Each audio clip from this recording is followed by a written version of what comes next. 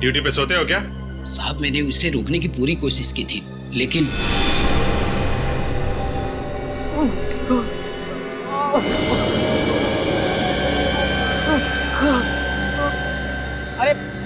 अरे साहब, आप कहाँ जा रहे हैं? अपने काम से काम रख। ऐसे मैं आपको नहीं जाने दे सकता साहब। मेरे बीच में हट जा वरना तेरी जान ले लूंगा। और साहब ये कहाँ से उठाया आपने? नहीं मैं आपको नहीं जाने दे सकता।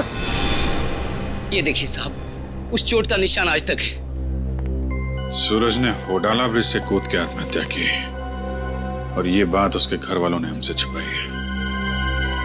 कोई तो ऐसा राज है जिस पर वो लोग पर्दा डालने की कोशिश कर रहे हैं।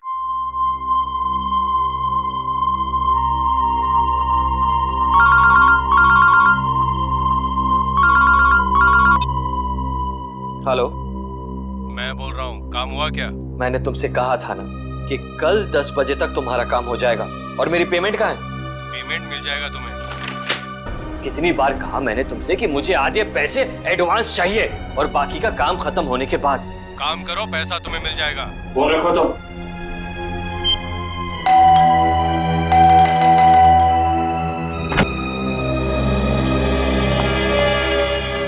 क्या बात है? इतनी घबराई भी क्यों? कविता,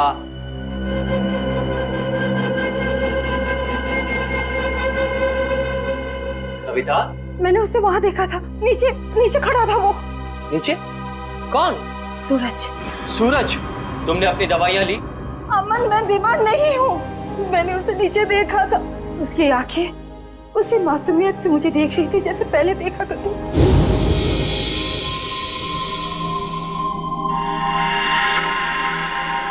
सूरज, सूरज तुम वापस आ गए? मैं जानती थी कि तुम आओगे। ये खून?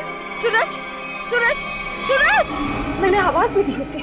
मेरे इन हाथों से उसे छूना चाहती थी, उसे आशीर्वाद देना चाहती थी, लेकिन जब तक मैं उसके पास पहुंची गायब हो गया। कविता, ये सब तुम्हारा वहम है। मैं जानती थी कि तुम यही कहोगे।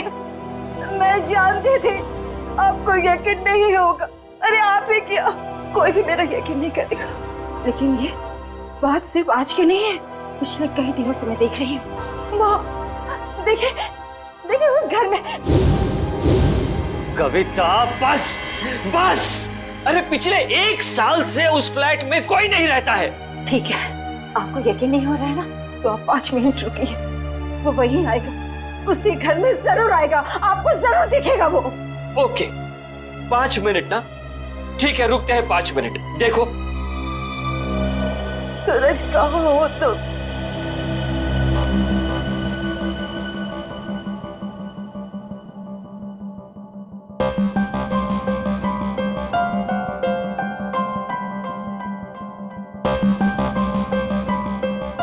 लो, हो गए तुम्हारे 5 मिनट। आया सूरज? आया? नहीं ना? प्लीज 5 मिनट और रुकिए, वो जरूर आएगा। बस कविता, बस। अरे अगले आधे घंटे भी यहाँ खड़ी रहोगी ना, तब भी वहां सूरज नहीं आएगा। तुम्हारे पास ये सब फजूल की बातों के लिए फुर्सत है, मेरे पास नहीं। Enough of this nonsense. रुकिए तो, वो आएगा, वो जरूर आएगा।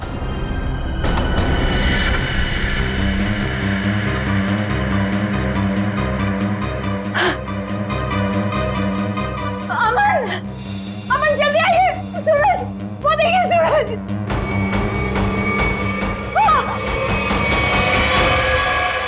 सूरज, अमन, अमन, अमन, जल्दी आइए, जल्दी आइए। अरे अमन, सूरज गिर गया। कविता, आइए जल्दी, आइए। वो छत से गिर गया है, मैंने अपनी आंखों से देखा है। चलिए जल्दी। कविता क्या कर रही हो? अरे सबके सामने तमाशा मत करो प्लीज। अरे हमें सूरज को बचाना है। सूरज, सूरज! क्या हुआ मैम साहब, आप इस तरह चिल्ला क्यों रही हैं? कहाँ है सूरज? सूरज कहाँ गया? कौन सूरज मैम साहब? इस विंग में तो इस नाम के कोई भी साहब नहीं रहते। अमन, अमन मेरा यकीन करिए, सूरज को मैंने ऊपर बालकनी से गिरते हुए देखा था। यहीं गिरा था वो। देखो, यहाँ तो कोई भी नहीं है कोई दिख रहा है? नहीं ना? कविता क्या कर रही हो तुम? मैम साहब, जरूर आपने कोई बुरा सपना देखा होगा मैम साहब। ना ही मैंने कोई सपना देखा है और ना ही मेरा ये कोई वहम है। मैंने उसे अपनी आंखों से देखा है, समझे तुम? कविता, कविता, बस करो तुम। मैं अब और बर्दाश्त नहीं कर सकता। आज तुम्हारे इस वहम को मैं दूर कर ही देता हूँ। ये इसी मनुष्य फ्लैट से तुमने सूरज को कूदते हुए देखा था ना? यही है ना वो फ्लैट? मैं सच कह रही हूँ अमन, मैं सच कह रही हूँ। मैंने अपनी आंखों से देखा है उसे गिरते हुए।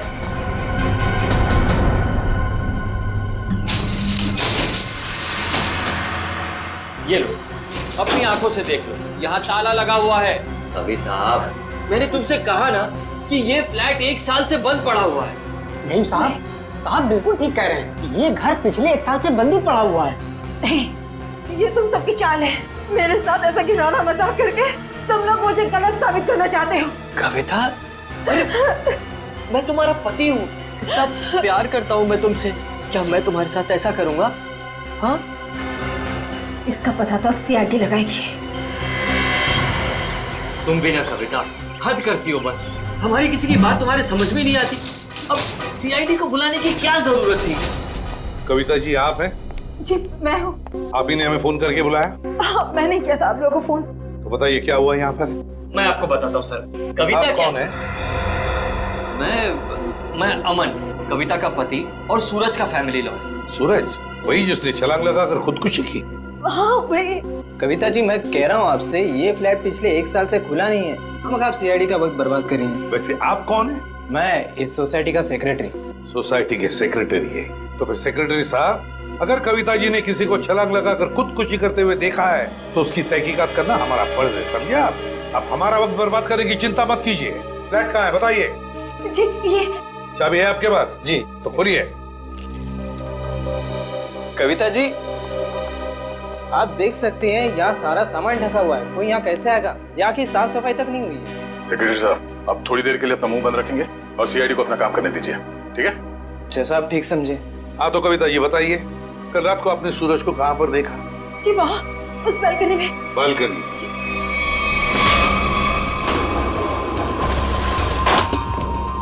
आइए बताइए, सूरज को कहाँ देखा था आपने? यहाँ खड़ा था। यहाँ पर? आज सर ये सब कल की बात नहीं, पिछले कई दिनों से मैं उसे यहीं देख रही हूँ। पर कविता जी ये हो कैसे सकता है? ये फ्लैट को बाहर से ताला लगा हुआ था और ये फ्लैट 6ठे माले पर है। भले ये फ्लैट 6ठे माले पर हो या 7वें माले पर, लेकिन यहाँ पर कोई तो आया था जरूर। कल रात को यहाँ पर कोई था, समझे? पर ये आप इतनी यकीन के साथ कैसे कह सकते हैं? ये मैं नहीं कह रहा हूँ, इस रेलिंग पर जो धूल जमी हुई है ना, ये हमें बता रही है। पर ये हो कैसे सकता है? कोई तो आया था यहाँ पे बालकनी में। ये बालकनी की रेलिंग पे ये मिट्टी देख रहे हो? यहाँ पे मिट्टी साफ है। ऐसा लगता है कोई यहाँ पे था जिसने इस रेलिंग के साथ छेड़छाड़ की। अब आप लोगों को मेरी बात पर यकीन हुआ ना सर? देखा अमन, मैं सच कह रही थी। एक मिनट। अगर किसी ने यहाँ से खुदकुशी की होती तो उसकी लाश कहाँ है? और इतने ऊपर से कूदने के बाद जमीन पर गिरते ही उसका सर फटा होगा, खून निकला होगा। जमीन पर ना उसकी लाश मिली, ना जमीन से खून के निशान। और तो और वॉचमैन तो कुछ देखता। अब हम देख लेंगे और पता भी लगा लेंगे। देख नीचे चलते हैं।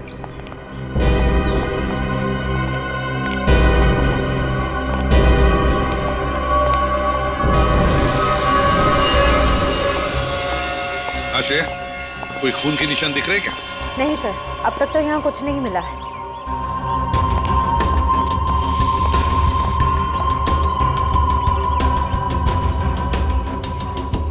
वॉचमैन, कल रात ड्यूटी पर थे ना तुम? साहब मैं ही था। तो फिर तुमने देखा कैसे नहीं किसी को ऊपर से गिरते हुए? साहब रात में मैं ही यहाँ पे बैठा हुआ था। ये मेम साहब अचानक यहाँ आई और बोलने लगी कि सूरज ऊपर से कूद गया। अच्छा एक बात बताओ, कल कोई अनजान आदमी आया था कल रात को यहाँ इस विंग में? नहीं साहब, इस विंग में जो लोग रहते हैं वही लोग आए थे साहब। आप चाहें तो मैं आपको रजिस्टर भी दिखा सकता हूँ साहब। सर हाँ? सर खून के कोई ट्रेसेस नहीं मिले वहाँ पे। ऐसे कैसे हो सकता है? आप लोगों को कुछ सबूत मिला है ना बालकनी में किसी की मौजूदगी का? मैं सच कह रही हूँ सर, मेरा यकीन कीजिए।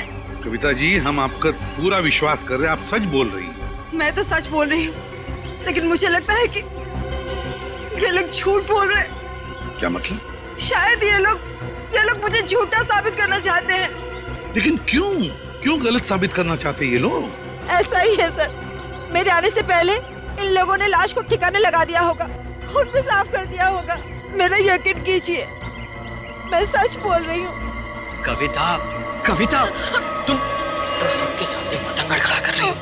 एक मिनट सर, आप नहीं सर, मैं सच बोल रही हूँ। सर, आप मेरी पत्नी की बातों को ज्यादा गंभीरता से मत लीजिए। दरअसल उसका दिमागी इलाज चल रहा है। दिमागी इलाज चल रहा है? क्यों, किस लिए? उसे हेलुसिनेशंस होते हैं सर। उसे ऐसे लगता है जैसे सब लोग उसके खिलाफ हैं। और जिस सूरज की वो बात कर रही है ना, उसकी तो 1 साल पहले मौत हो चुकी है। सूरज की मौत 1 साल पहले हुई थी? जी।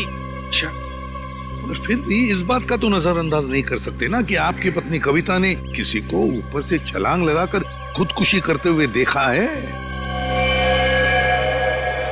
एक बात बताइए, सूरज की मौत हुई कैसे थी? सर, सूरज ने फ्लैट से कूदकर आत्महत्या कर ली थी। वैसे आप कौन है? मैं सूरज का चचेरा भाई प्रतीक और ये मेरी पत्नी नताशा। एक बात बताइए, सूरज ने आत्महत्या क्यों की? सर, सूरज को अपने पिता से बहुत लगाव था और उनकी मौत के बाद उसके पास जिंदा रहने का कोई मकसद ही नहीं बचा था। कविता जी, एक बात बताइए, क्या आपने 1 साल पहले सूरज को कूदते हुए देखा था अपने घर से? तभी मैं इस शहर में नहीं थी सर। मेरे वापस आने के बाद मुझे बताया गया था, लेकिन मुझे यकीन ही नहीं हुआ। माँ बाप की मौत हर बच्चों के लिए बहुत बड़ा सदमा होती है, लेकिन इसका मतलब ये नहीं है कि आप अपनी जिंदगी का अंत ही कर दो। सर, मैं पूरे यकीन के साथ कह सकती हूँ कि सूरज जिंदा था। पिछले कई दिनों से मैं उसे देख रही थी। कविता, सर आप यकीन कीजिए सर। बस करो, तुम्हारी तबीयत ठीक नहीं है। हाँ? चलो घर चलो, तुम्हारे आराम का वक्त हो गया। अमर, मैं सच कह। एक्सक्यूज मी सर, सर, चलो चलो चलो चलो मेरे साथ, चलो। अमर, मैं सच बोल रही हूँ। सर, कविता आंटी को सूरज की मौत का बहुत गहरा सदमा लगा है, इसलिए उसके कूदने का दृश्य उनकी आंखों के सामने बार बार आता रहता है। सर, कविता आंटी की अपनी कोई संतान थी नहीं और वो सूरज को अपने बेटे समान मानती थी। सूरज को हॉस्पिटल कौन ले गया था? मैं, नताशा और अमन अंकल, हम तीनों मिलकर लेकर गए। सर, मैं भी था। आप? शेखर, सूरज के पिता का बचपन का दोस्त। कौन से हॉस्पिटल ले गए थे सूरज को? Sir, city hospital. City hospital.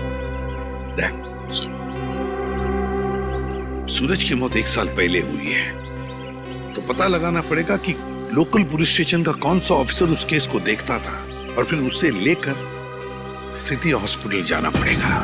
16 दिसंबर 2012 की रात थी जब सूरज को इस हॉस्पिटल में लाया गया था। काफी नाजुक हालत थी उसकी, कंधा टूट गया था उसका, सर पे भी गहरी चोट आई थी। लग नहीं रहा था कि वो बचेगा। लग नहीं रहा? बिल्डिंग से कूद के उसकी मौत हो गई थी ना? मौत? नहीं सर, इस हॉस्पिटल के डॉक्टर इतने काबिल थे, उन्होंने उसको बचा लिया था। क्या सूरज जिंदा है? नहीं सर, वो मर चुका है। अरे अभी तो तुम कह रहे थे कि डॉक्टरों ने उसे बचा लिया था। सर, वो बच गया था और उसके जीने की पूरी तमन्ना खत्म हो चुकी थी। हॉस्पिटल से ऑपरेशन के 3 दिन बाद ही वो हॉस्पिटल से भाग गया और फिर ओडाला के ब्रिज से जाकर उसने आत्महत्या कर ली। ओडाला ब्रिज? मतलब सूरज की मौत बिल्डिंग से कूदने से नहीं, ओडाला ब्रिज से कूदने से हुई है। मगर सर, सूरज के घर वालों ने हमसे झूठ क्यों कहा? क्या उसका तो पता हम लोग लगा ही लेंगे। पहले जरा उस डॉक्टर से मिलते हैं जिसने सूरज की जान बचाई थी। सूरज का ऑपरेशन डॉक्टर रेणुका ने ही किया था। डॉक्टर रेणुका? जरा बुलाइए उन्हें। पर अब डॉक्टर रेणुका इस हॉस्पिटल में काम नहीं करती हैं। काम नहीं करती? क्या मतलब? सर, जिस दिन सूरज हॉस्पिटल से भाग गया था उस दिन डॉक्टर रेणुका भी हॉस्पिटल में आखिरी बार ही दिखी थी। सर, हो सकता है डॉक्टर रेणुका ने ही मदद की हो सूरज की हॉस्पिटल से भागने में, क्योंकि इतनी गहरी चोट लगने के बाद कोई आदमी अकेले तो भाग नहीं सकता। ठीक है, जब सूरज का ऑपरेशन हो रहा था तो आप भी थी ना ऑपरेशन थिएटर में? हाँ सर, सूरज का बच पाना तो लगभग असंभव था, मगर डॉक्टर रेणुका ने तो कमाल कर दिखाया। उन्होंने सूरज की जान बचा ली। हॉस्पिटल में सब लोगों ने उनकी तारीफ भी की थी। जब सूरज इतना घायल था तो वो हॉस्पिटल से भागा कैसे? आपके हॉस्पिटल की सिक्योरिटी ठीक नहीं लगता है? पता नहीं सर कैसे भाग गया। डॉक्टर रेणुका ने तो उन्हें नींद का इंजेक्शन भी दिया था। लगभग 3 घंटे तक तो उन्हें होश ही नहीं आना चाहिए था। ठीक है, आप जरा हमें रेणुका जी के सारे डिटेल्स दीजिए, सारे रिकॉर्ड्स। ओके ओके सर, मैं अभी लेकर आती हूँ। रेडी? पता करो उस रात सिक्योरिटी में कौन था, लेके आओ। सचिन, आप इनके साथ होडाला ब्रिज जाओ, देखो कहाँ से छलांग मारी थी उस सूरज ने। सर आइए। आदे नहीं, अभी तो मैं हॉस्पिटल में ही हूँ। हाँ, कुछ हैरत अंगेज चीजें पता चली है, मिल के बताता हूँ मैं। Okay okay bye. सर उस रात ये वॉचमैन ड्यूटी पे था। एक घायल आदमी हॉस्पिटल से भाग गया है। ड्यूटी पे सोते हो क्या? साहब मैंने उसे रोकने की पूरी कोशिश की थी, लेकिन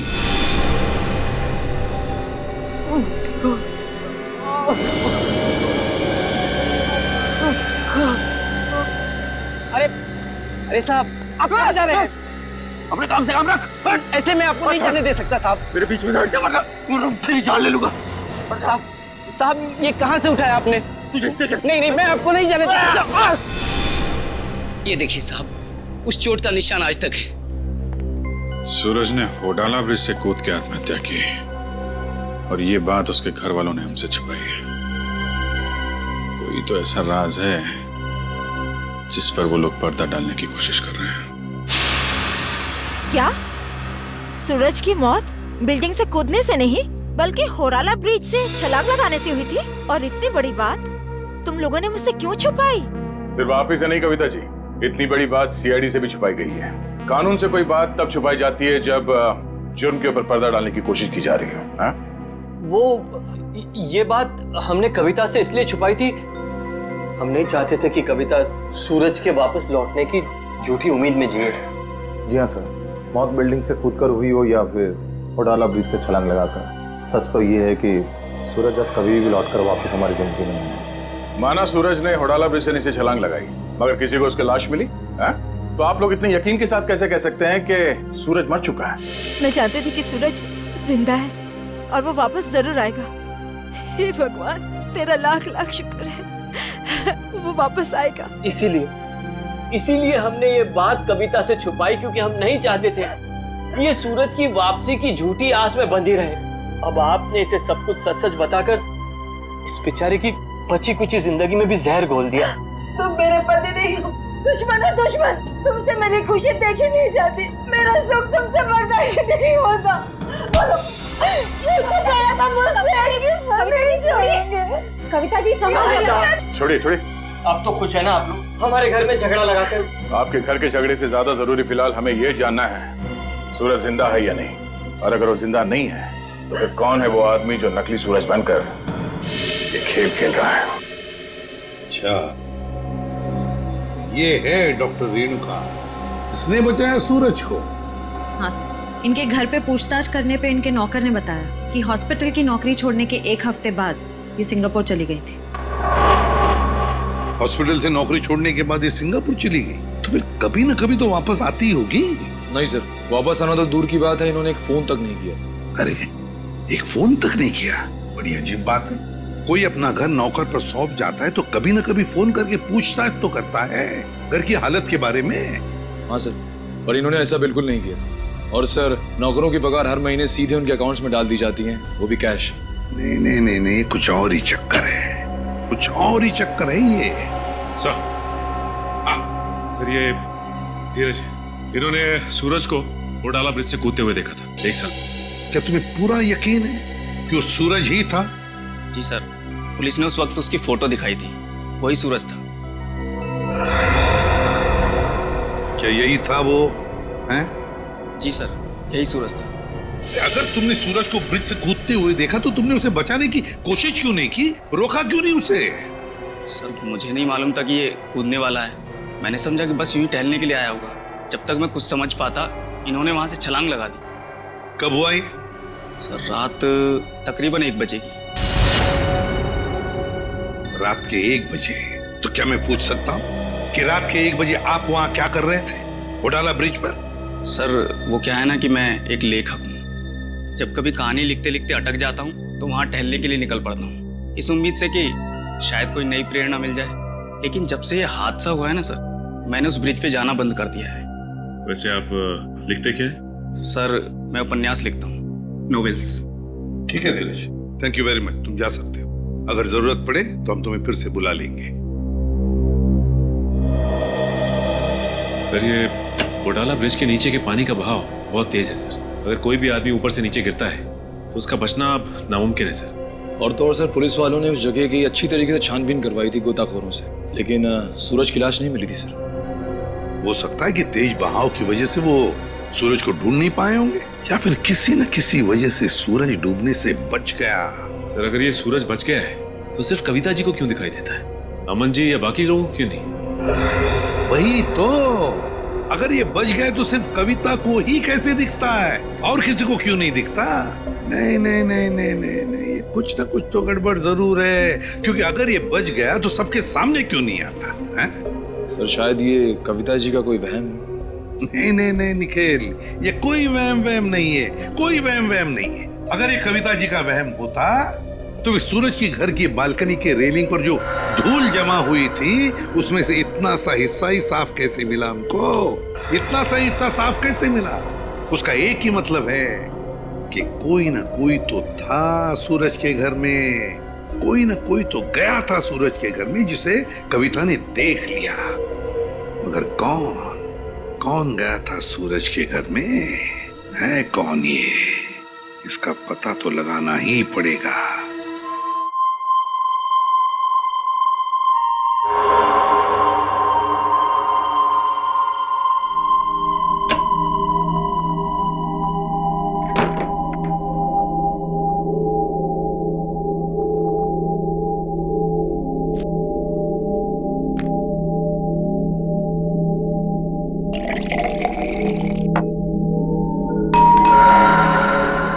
इस वक्त कौन हो सकता है?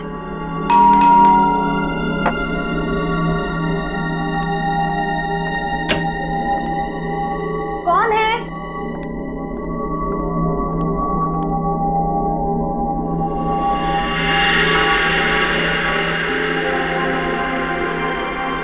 सूरज, सूरज, आज सबके मुंह पे ताला लग जाए।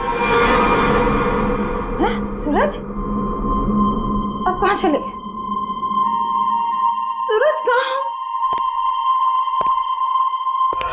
सूरज बंद करो ये मजाक, कहाँ हो तुम? सूरज आ जाओ अभी। सूरज मेरी आंखें तरस गई है तुम्हें देखने के लिए। सूरज, सूरज कहाँ हो सूरज तुम? सूरज, सूरज। कविता आंटी, सूरज तुम ऊपर जा रहे हो ना? आप ठीक हो ना? मुझे तुम्हारे कदमों की आवाज आ रही है। सूरज रुक जाओ। आप ऊपर क्यों जा रही हो? सूरज रुक जाओ, रुक जाओ सूरज। कविता आंटी इस वक्त आप छत पर क्यों जा रही है? सूरज सुना ही नहीं होगा। सूरज, सूरज मैं जानती हूँ कि तुम छत पर आके छिपे हो। देखो अब अच्छे बच्चे की तरह वापस आ जाओ। अब मेरे सब्र का और इम्तिहान मत लो सूरज। कहाँ हो तुम? अब अगर तुम 5 गिनने तक बाहर नहीं आए ना, मैं तुमसे कभी बात नहीं करूंगी। 1 2 3 4।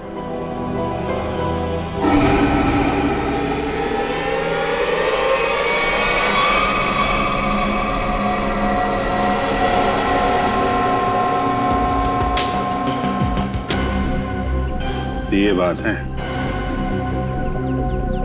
शेखर जी, कविता ने आत्महत्या नहीं की है। क्या बोल रहे हैं आप? इनके हाथों में बहुत सारी खरोंचे हैं, चूड़ियां टूटी हुई हैं। ऐसा लगता है कि उसकी किसी से हाथापाई हुई है। शायद खूनी ने छत पे से धक्का दिया इनको। ऐसे ये बताइए कि आप में से किसी ने भी कविता जी को छत पे जाते देखा क्या?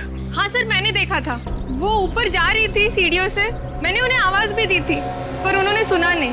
कविता जी अकेले छत पे जा रही थी या उनके साथ में कोई और भी था? वो अकेली ही थी सर, और वो बार बार सूरज का नाम ले रही थी सर। मतलब सर ये सूरज भी छत पे ही था? हो सकता है, या फिर वो आदमी जो सूरज बनने का नाटक कर रहा है। ये अमन जी नहीं दिखाई दे रहे, कहाँ है वो? पता नहीं जी, सुबह से उसका नंबर ट्राई कर रहा हूँ लेकिन फोन ऑफ है। सर वो घर पे भी नहीं है। शायद ऑफिस में हो। ऑफिस के नंबर पे डायल करके देख, कहाँ है वो? कल रात कोई अनजान आदमी आया था यहाँ पे? नहीं साहब, मैंने किसी को नहीं देखा। सो रहे थे क्या? नहीं साहब, मैं सच कह रहा हूँ। मैं कल रात जाग रहा था और मैंने किसी को नहीं देखा इस विंग में जाते हुए। अगर जाग रहे थे तो किसी और को कविता के साथ छत पे जाते हुए क्यों नहीं देखा तुमने? मुझे तो ये भी नहीं पता साहब कि कविता मैम छत पे कैसे चली गई। छत का दरवाजा हमेशा बंद रहता है। चाबी किसके पास रहती है? चाबी मेरे पास रहती है साहब। लाओ चाबी लो। सर ये देखिए, चाबी में चिकनाहट है। चिकना तो है। साबुन, लगता है किसी ने साबुन पे चाबी का निशान लिया है और डुप्लीकेट चाबी बनाई है। नहीं साहब, मैंने किसी को चाबी नहीं दी थी साहब। तुमने कुछ नहीं किया, लेकिन लापरवाही तो की है ना तुमने। केबिन में तुमने चाबी लावारिस छोड़ दी होगी और इस बात का फायदा उठाकर किसी ने डुप्लीकेट चाबी बनवा ली। खूनी जो कोई भी है, छत पे जरूर कोई निशान छोड़ा होगा उसने। शेफ, बॉडी को पोस्टमार्टम के लिए भिजवा दो।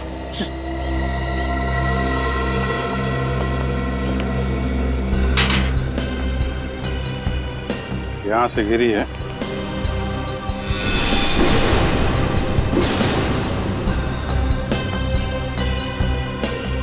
चूड़ी, इसका मतलब यहीं से खूनी ने कविता जी को नीचे फेंका है।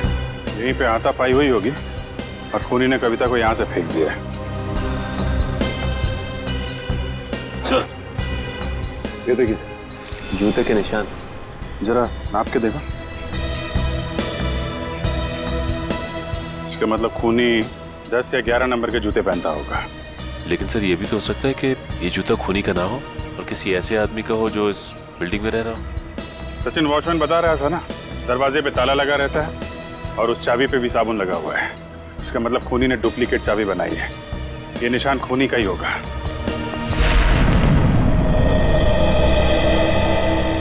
क्या पता चला ऑफिसर?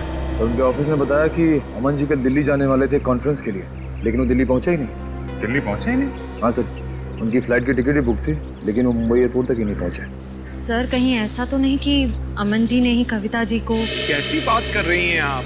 अमन कविता से बहुत प्यार करता था और वो कविता के लिए अपनी जान तक दे सकता था। ऐसी बात है तो फिर अमन गायब क्यों हो गया? बीवी की मौत हो गई और पति लापता? सर मुझे शुरू से ही अमन के हाव भाव कुछ ठीक नहीं लग रहे थे। क्या मतलब? सर, अमन जी शुरू से ही हमारे परिवार के वकील रह चुके हैं। सूरज के माता पिता की मौत के बाद उन्होंने कभी किसी को बताया ही नहीं कि जायदाद का बंटवारा कैसे होगा। सर मुझे लगता है अमन के दिल में खोट है, वो खुद ही सारी जायदाद हड़पना चाहता है। और हो सकता है कविता आंटी को सूरज बन के डराने के खेल में उन्हीं का हाथ हो। खैर अमन इसमें शामिल है कि नहीं ये तो हम लोग पता लगा ही लेंगे, लेकिन ये बात तय है कि ये सारा खेल जायदाद की वजह से ही रचा जा रहा है। सूरज अगर बिल्डिंग में आया था तो आसपास जरूर किसी ने देखा होगा। हाँ सर, सामने पान की दुकान है सर। अरे भाई सुनो। आइए साहब, 4 पान लगा देता हूँ। मैडम के लिए मीठा पान, चेरी वाला। अरे नहीं, पान बाद में खाएंगे, थोड़ी बात कर लेते हैं पहले। हाँ जी, कहिए।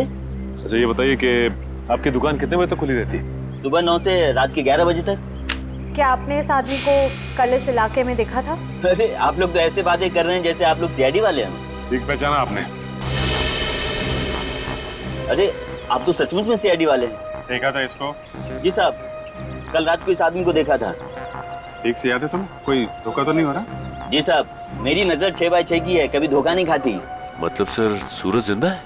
इसका मतलब वो जो जूतों के निशान हमें बिल्डिंग की छत पे मिले थे वो सूरज के थे और उससे नहीं कविता को मारा है। मतलब सर ये जुर्म अमन और सूरज दोनों मिलके कर रहे हैं। ये भी तो हो सकता है कि कविता जी का खून सूरज ने किया और अमन को जबरदस्ती ले गया अपने साथ। लेकिन सर कविता जी तो सूरज के लिए उनकी माँ की तरह थी, फिर उन्होंने कविता जी को छत से क्यों गिराया?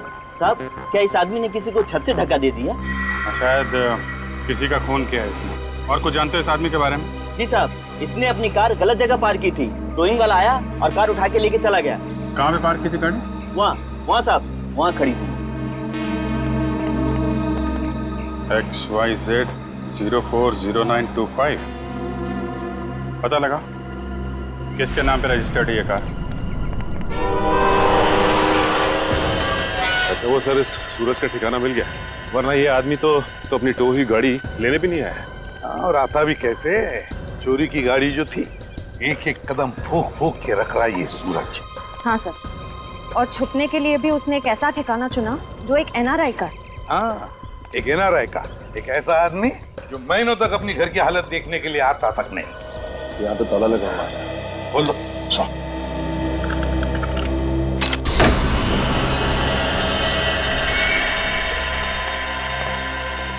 इस कमरे में से तो बहुत बुरी तरह से बदबू आ रही है। ऐसा लगता है जैसे कोई लाश है। कोई लाश ही सड़ी है इस घर में।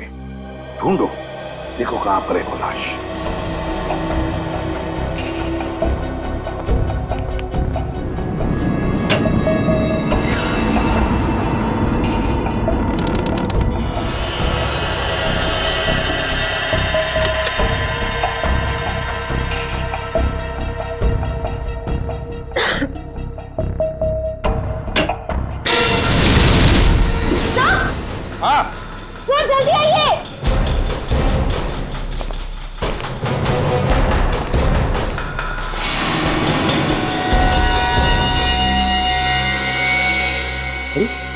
तो रेणुका है, यही है ना वो डॉक्टर जिसने सूरज पर इलाज किया था? ये रेणुका ही है। लेकिन सर इसके नौकर ने तो बताया था कि रेणुका सिंगापुर गई। जरूर रेणुका ने झूठ कहा था अपने नौकर को कि वो सिंगापुर जा रही है। सर ये देखिए, गले पे निशान। ऐसा लगता है किसी तार से गला घोंट के मारा गया है। बिल्कुल पतला सा था, और जिस तरह से बदबू आ रही है, जिस तरह से ये लाश सड़ी है, लगता है 2-3 दिन तो हुए हैं इस खून को। सर ये देखिए, उसके हाथ पे भी निशान है। वो इधर भी। सर ये निशान इस चीज का हो सकता है? ये निशान लगता है किसी रस्सी वस्सी से होते हैं ना निशान, खींचते वक्त वैसे लगते हैं ये निशान। ढूंढो जरा इस कमरे में, जो भी चीज है, जिस चीज से ये निशान बना है, यही कहीं मिलना चाहिए।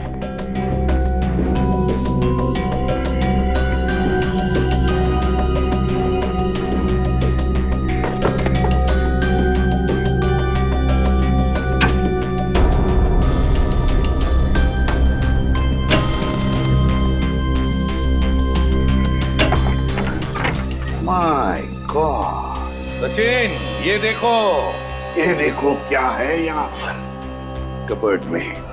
डमी।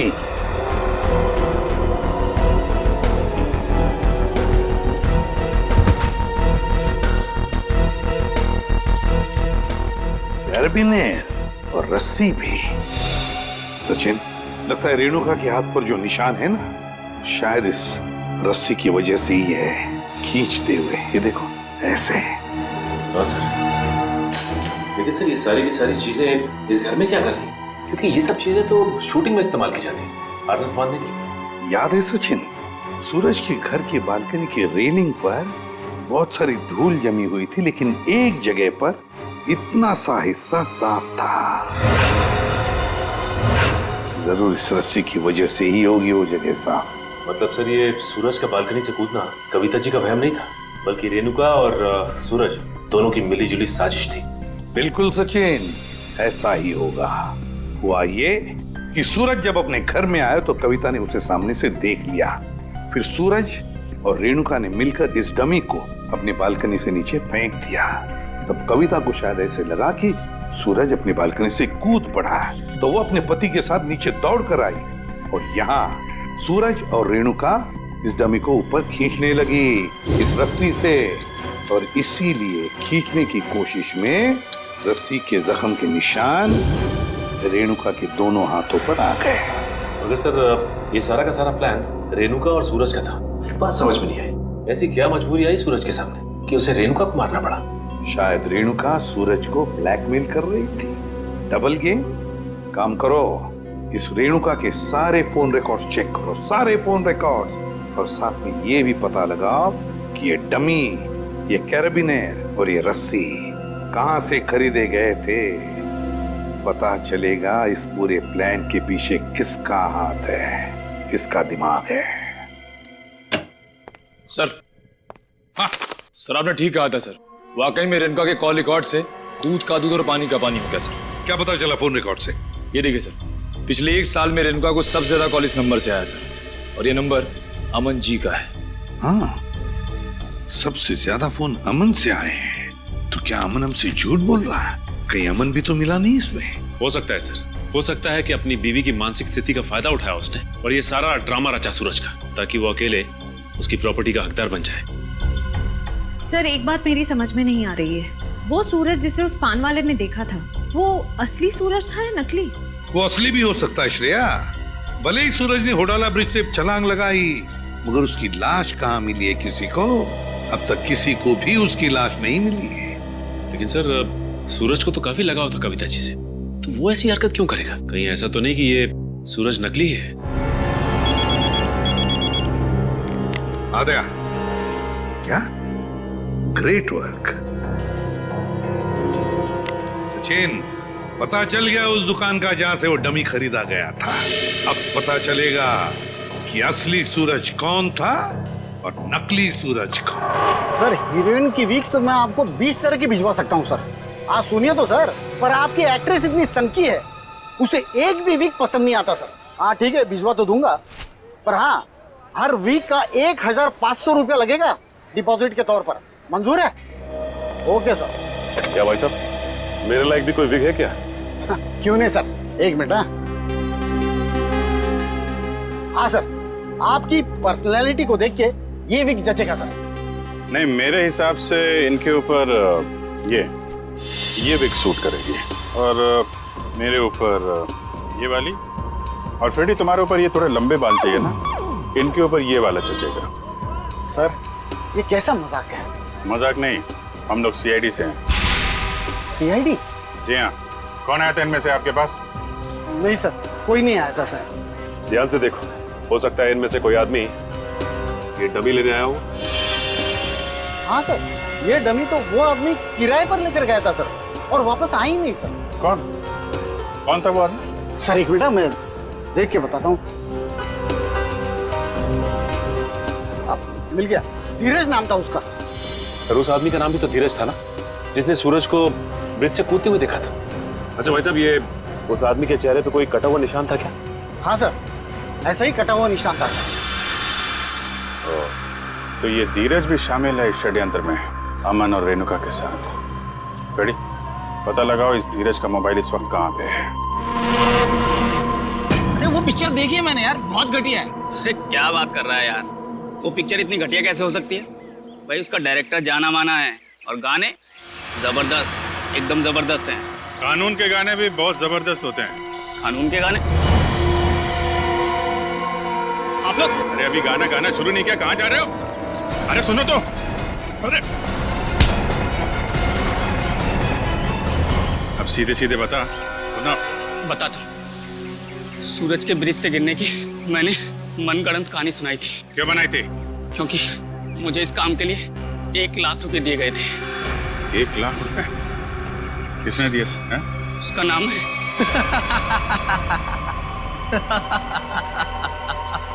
क्यों किया तुमने कविता के साथ ये सब? और मुझे यहाँ इस तरह बांध कर तुम्हें क्या मिलेगा? सुकून, ढेर सारा सुकून। ठीक उसी तरह जिस तरह मौत की दुनिया से निकलकर जिंदा लोगों की दुनिया में आकर मिलता है, वो सुकून। बकवास बंद करो। ना तुम कभी मरे थे और ना ही तुम सूरज हो। बहरूपिये हो तुम, बहरूपिये। अरे बाप रे, तुम्हें तो सब पता है। क्या है ना कि इतनी बातें जानना तुम्हारी सेहत के लिए ठीक नहीं है। तो मैं सोच रहा हूं कि तुम्हारी सारी तकलीफें मैं दूर कर ही देता हूं। ये क्या कर रहे हो तुम? इतनी बातें जानना तुम्हारी सेहत के लिए ठीक नहीं है। तो मैं सोच रहा हूं कि तुम्हारी सारी तकलीफें मैं दूर कर ही देता हूं। ये क्या कर रहे हो तुम? रुक जाओ जतिन, इसकी टिकट काटने से पहले इसे देख लेने दो कि ये सारा खेल किसका रचा हुआ है। तुम? हाँ मैं कभी सोच भी नहीं सकता था कि इस सब के पीछे तुम हो। तुम्हारे सोचने की शक्ति वैसे भी कभी कुछ खास रही नहीं, और अब अपने जीवन के आखिरी पलों में अपने दिमाग पर जोर डालना बंद करो। हम ही सब कुछ आपको बता देते हैं। क्यों जतिन? क्या है ना कि तुम्हारे मरने के बाद मैं कोर्ट जाऊंगा, सूरज बनकर सरकारी कागजों पर दस्तखत करूंगा। फिर क्या है, सारी जायदाद हमारी। क्यों बॉस? अरे तुम लोगों को प्रॉपर्टी चाहिए थी तो मुझसे पहले ही कह देते। कविता की जान लेने की क्या जरूरत थी? बहुत अफसोस है कविता की मौत का। जतिन चलो, अब देर मत करो, इसे भी भेज दो कविता के पास, भेज दो। Just boss.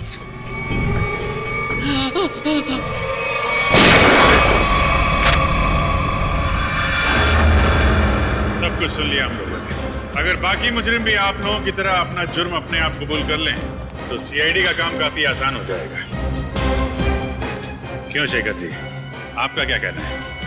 अरे रे रे रे रे, इतने भयानक मुजरिम को इतने आसानी से नहीं भागने देंगे हम लोग। क्यों किया ये सब? सूरज को उसके पिता से बहुत लगाव था, और उसकी मौत के बाद उसके जीवन में कोई रुचि नहीं रह गई थी। उसके दिमाग में आत्महत्या करने के ख्याल पनपने लगे। इसलिए तुमने सोचा कि सूरज को तो प्रॉपर्टी में कोई इंटरेस्ट है नहीं, तो क्यों ना बहती गंगा में हाथ धुल लिया जाए, उसकी प्रॉपर्टी हथिया ली जाए। हाँ, इसलिए जब पहली बार सूरज ने बिल्डिंग से कूदकर आत्महत्या करने की कोशिश की तो तुरंत मैं उसे हॉस्पिटल लेकर गया ताकि किसी तरह से भी उसकी जान बच जाए और वो अपनी सारी दौलत मेरे नाम कर दे। और जैसे ही रेणुका को पता चला कि करोड़ों रुपए तुम्हारे हाथ लग गए तो उसने अपना हिस्सा मांगना शुरू कर दिया तुमसे। हाँ, लेकिन गड़बड़ तब हुई जब वो दोबारा हॉस्पिटल से भाग गया।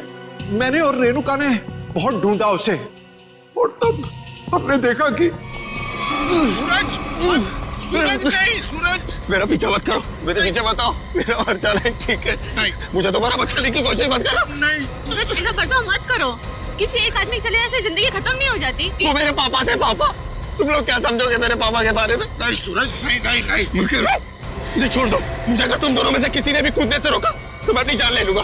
मैं अपनी जान ले लूंगा। मैं अपना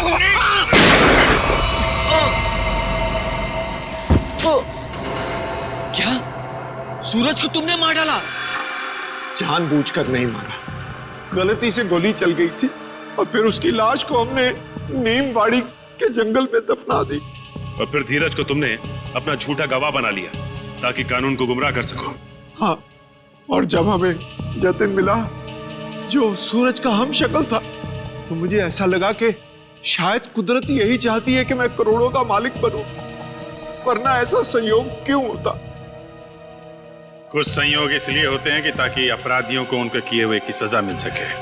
तुम दोनों फांसी की तैयारी करो, फांसी होगी तुमको, फांसी।